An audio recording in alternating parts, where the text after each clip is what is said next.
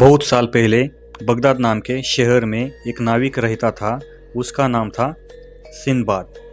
वो साधारण आदमी नहीं था, दिल से बहादुर, बुद्धिमान और हमेशा रोमांच की तलाश में रहता था। जब बाकी लोग घर की सुरक्षित जिंदगी पसंद करते थे, वही सिंदबाद की आंखों में सिर्फ समुद्र का नीला सपना बसा था। एक दिन सिंदबाद कुछ व्यापारियों के साथ एक लंबे सफर पर निकल पड़ा। उनका जहाज बहुत बड़ा था।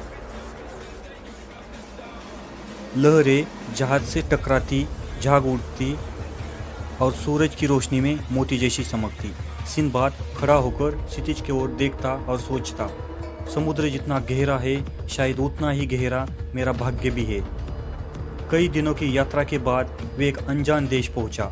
वहाँ उन्होंने मसाले, रेशमी कपड़े और कुछ और सामान बेचा। उनको बहुत सारा मुनाफा हुआ था। हर व्यापारी उसके वजह से खुश था। अब वे अपने घर लौट रहे थे। एक सुबह जब जहाज शांत समुद्र में आगे बढ़ रहा था, अचानक एक नाविक ने दूर से चिल्लाकर कहा, देखो जमीन, हमें एक द्वीप दिखाई दे रहा है। सभी लोग खुशी से झूम उठे। कप्तान ने मुस्कुराते हुए कहा, हम यहाँ एक दिन रुकेंगे, आराम करो, खाना बनाओ, कल फिर यात्रा शुरू करेंगे। जहाज किनारे लगाया गया। लोग उतरकर द्वीप पर घूमने लगे। कोई गाना गा रहा था, कोई नाच रहा था। कुछ लोगों ने आग जलाई और खाना पकाने लगे, तो कुछ ने मछलियां पकड़ी। हर कोई इस शांत जगह को देखकर खुश था। पर तभी अचानक धरती हिलने लगी। पहले हल्की कंपन हुई, फिर जमीन तेजी से कांपने लगी। सब घबरा गए। कप्तान जोर से चिल्लाया, सब लोग जहाज पर वापस आओ, जल्दी। लोग दौड़ने लगे, पर जमीन हिलती जा रही थी। सिंदबाद ने नीचे देखा, जमीन में दरारें पड़ रही थी। और फिर उसने देखा नीचे कुछ हिल रहा था। समझते समझते देर नहीं लगी। वो कोई द्वीप नहीं था, बल्कि एक विशाल का पीठ थी। पेड़ ने गुस्से में समुद्र का पानी फेंका और इस झटके में गहरे समुद्र में गोता लगा लिया। लोग चिल्लाए, बचाओ। कुछ जहाज तक पहुंचे, लेकिन कई पानी में गिर गए। सिंदबाद ने पूरी ताकत लगाई, पर जहाज दूर था। उसने पुकारा, रुको, मैं यहाँ हूँ, लेकिन किसी ने नहीं सुना। सिंदबाद अकेला रह गया। चारों तरफ सिर्फ नीला समुद्र। वो तैरने लगा। लहरें ऊंची थी, हवा तेज थी, लेकिन सिंदबाद हार मानने वालों में से नहीं था।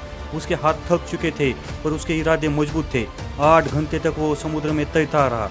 आखिर उस दूरी कहीं एक किनारा दिखाई दिया, धुंधला सा, मगर वही उम्मीद की आखिरी किरण थी।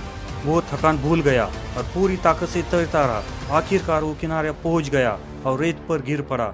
उसकी सांसें भरी पड़ी थी, मगर आंखों में एक चमक थी, मैं जिंदा हूँ। थोड़ी देर बाद कुछ सैनिक वहां पहुंचे। उन्होंने सिंदबाद को देखा और शक किया, ये कौन आदमी है? शायद किसी दूसरे राज्य का जासूस। वे उसे पकड़कर अपने सम्राट के दरबार में ले गए। राजा ने गंभीर आवाज में पूछा, कौन हो तुम? हमारे राज्य में कैसे पहुंचे? सिंदबाद ने विनम्रता से कहा, मैं बगदाद का नाविक हूँ महाराज। समुद्र में मेरा जहाज डूब गया। यह सब मेरी एक यात्रा का हिस्सा है, एक रोमांच जो शायद किस्मत में नहीं लिखा था। राजा ने रुचि ली और पूछा, तुमने किन किन देशों की यात्राएं की है? सिंदबाद ने अपने सारे रोमांच सुनाए।